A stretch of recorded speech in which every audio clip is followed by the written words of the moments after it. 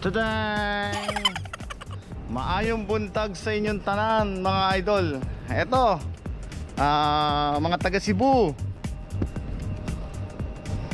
Mga taga Cebu dyan, meron po tayong i-feature na Japan surplus talaga dyan sa pwedeng wholesale, pwedeng retail. Ito yung pupuntahan natin, yung tinatawag nilang Bike Pinas. Samahan nyo ko, tara puntahan natin. Siyempre, ang gamit natin yung Minivelo. Ayan, gamit ko ngayon yung Minivelo natin. WeDayDeals.com. Maraming salamat sa mga naibigay niyo sa amin. Ito, mga gamit ko, bike accessories. So yun mga idol, dito pwedeng wholesale and retail. Tara, samahan nyo ko, let's go!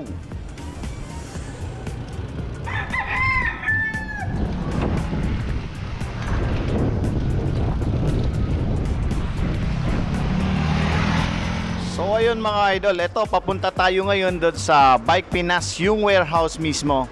So makikita nyo po itong natin, palatandaan, yung Mandawi Foam. Ayan, yung malaki dyan na may karatula. Yan, dyan tayo papunta ang way nyan. Doon tayo didiretso ngayon sa Bike Pinas warehouse. Dito lang po yan sa Mandawi City, Cebu. From Panagdait, diretso lang sa Hernan Cortez. So ngayon mga idol, tara, abante muna tayo. Siya nga pala pwedeng manggagaling sa AS Fortuna Street basta papunta sa may Mandawi Foam Store. Ayan, makikita nyo dyan mismo. Ayan, Mandawi Foam Furniture Stores. Ayan, tapos ngayon po mga idol, pakanan po tayo, likod tayo dito, pakanan. Yan, papunta na yan doon sa natin, warehouse na pupunta natin. From here, approximately 300 meters from Hernan Cortez Extension, na kung saan tayo kumanan po mga idol. Ayan, makikita nyo po yan. May mga dyan, mga establishment na malalaki, para mga bodega, Ayan, mga truck, lalaki.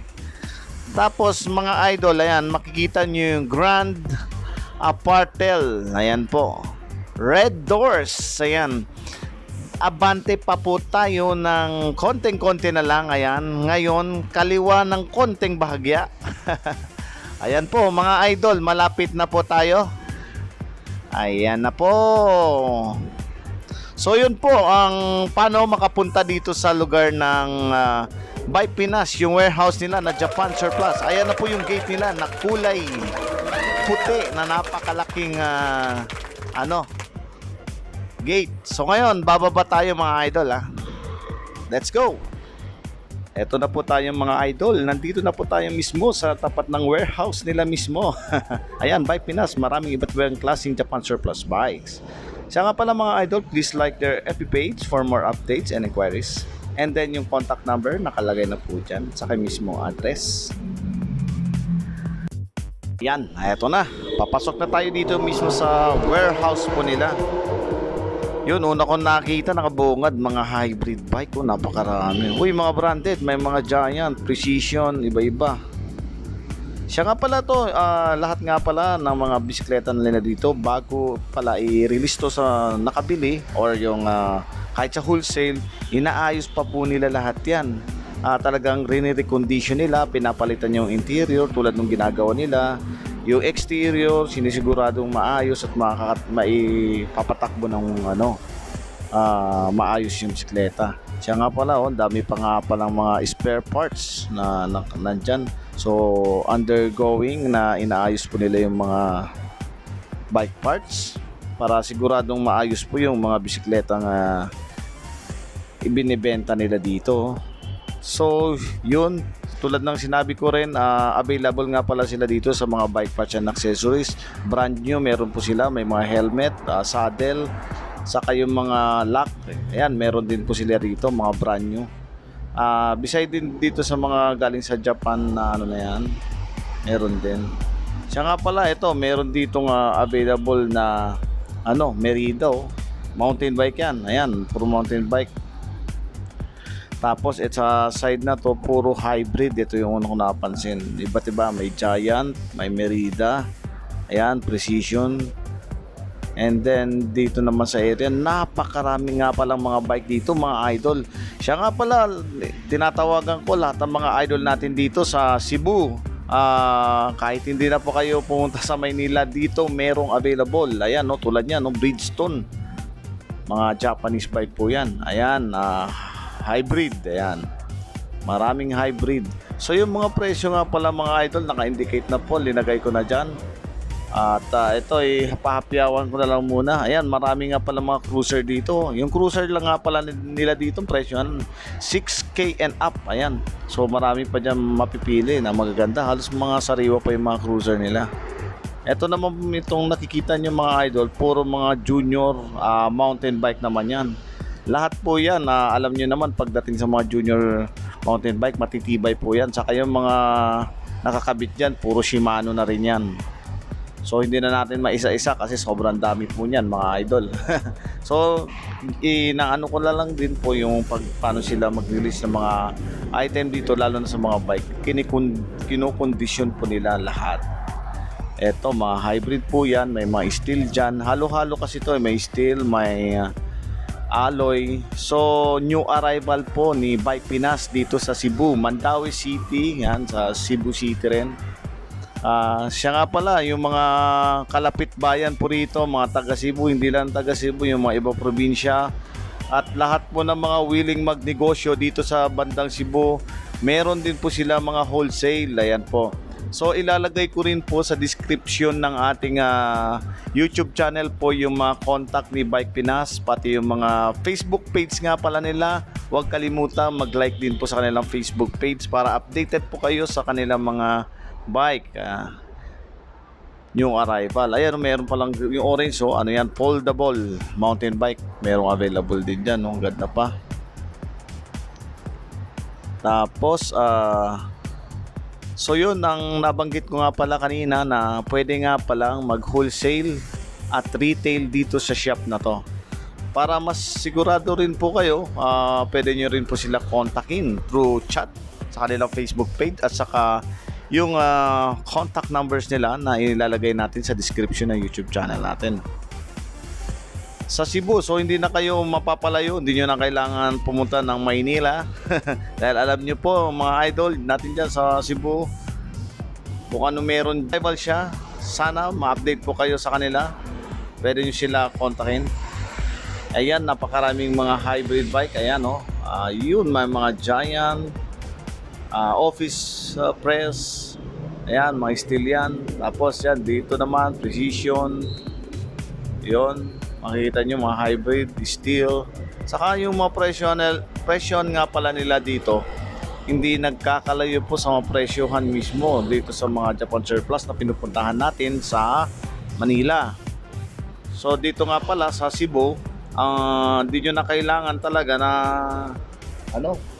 kumuha pa ng wholesale sa Manila, dahil ang wholesale ni parehas na lang din po ang wholesale nito ni Bike Pinas.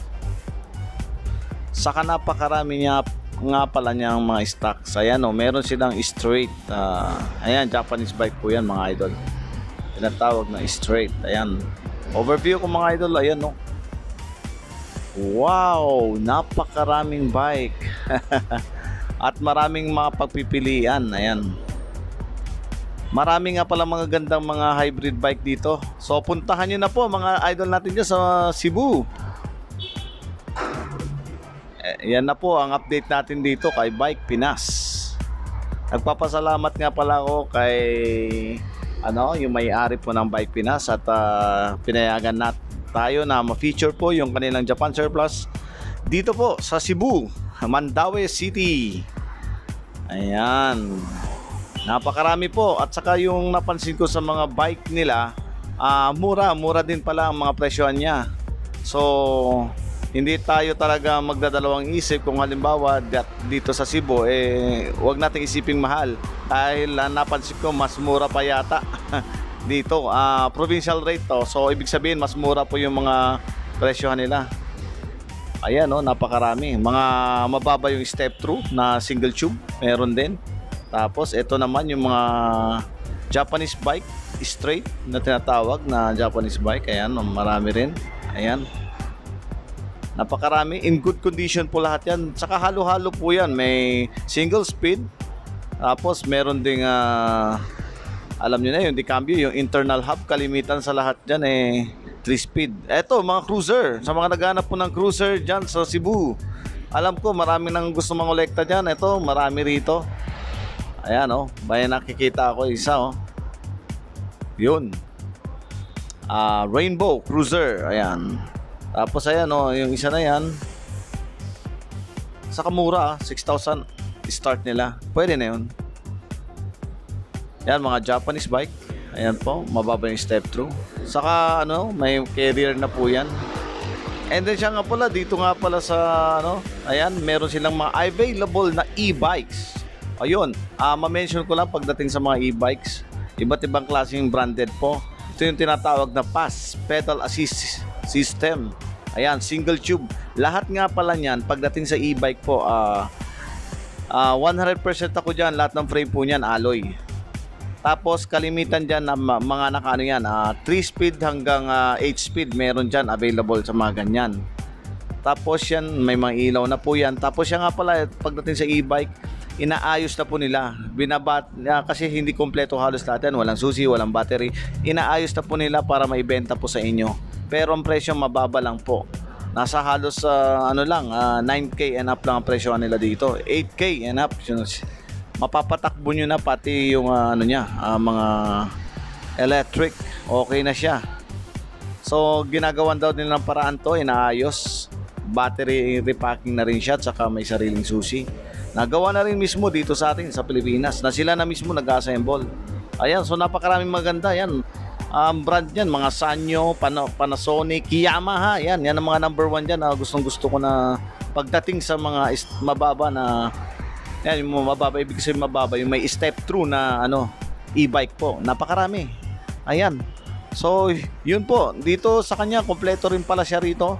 Hanggang mapa e-bike meron siya. Ito mga mini mga mini bikes from Japan. Ayan, almost same prices din yan sa folding bike po. Napakamura, 3,000 and up.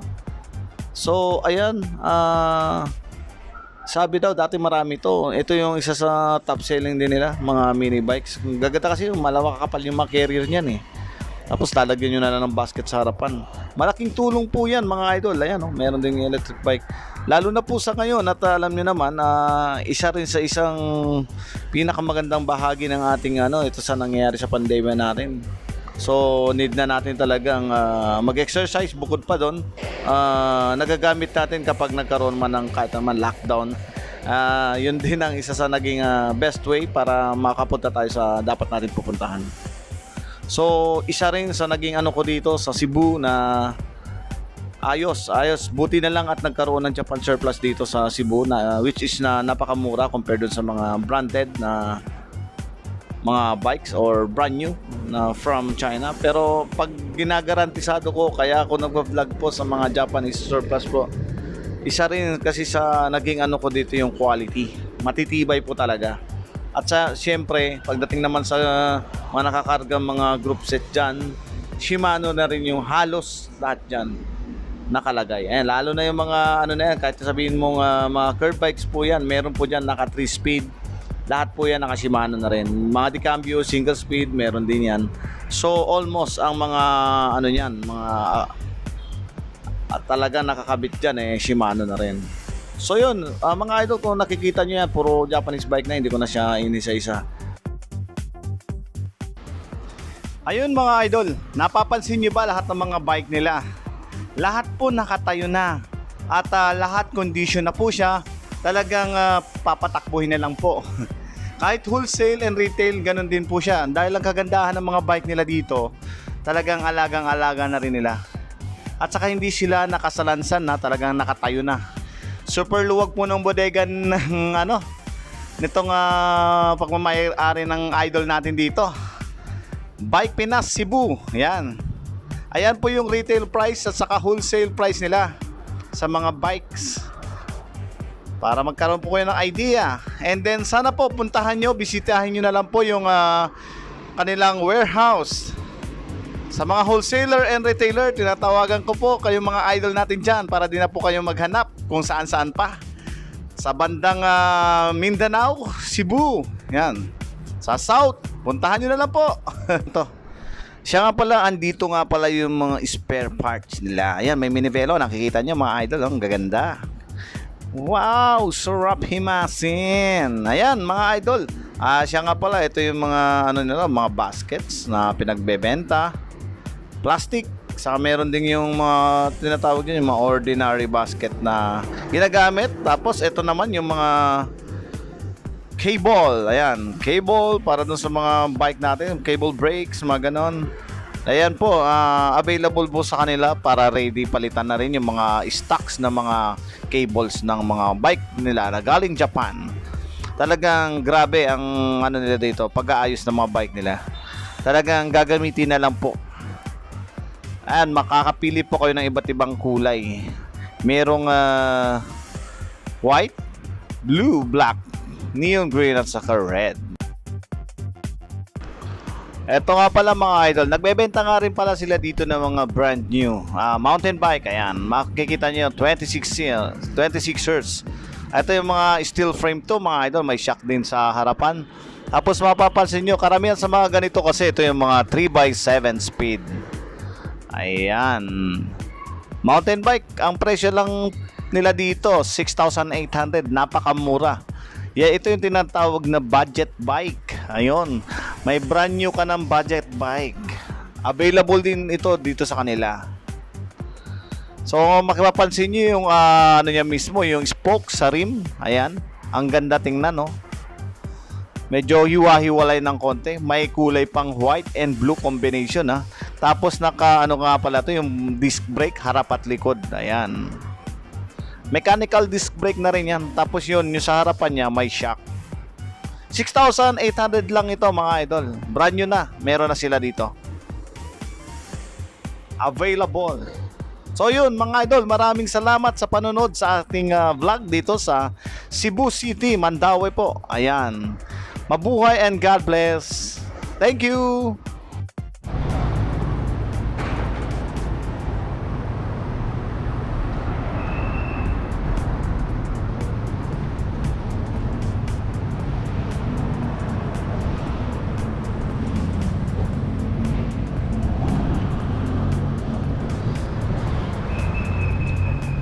So yun mga idol, maraming salamat sa pagsabay sa akin sa vlog natin dito sa Mandaue City. Sana mga idol, puntahan nyo na lang po. At medyo mura din yung mga bentahan nila. Sa mga wholesale po, ano na, kontakin nyo na lang po yung may-ari mismo. Andun na po ang retail price pa lang po yung naibibigay natin. At saka pakibisita na lang po, mag-subscribe na lang po kayo sa Facebook page nila, Bike Pinas po. So yun, maraming salamat. Live safe, ride safe, and God bless. Mabuhay.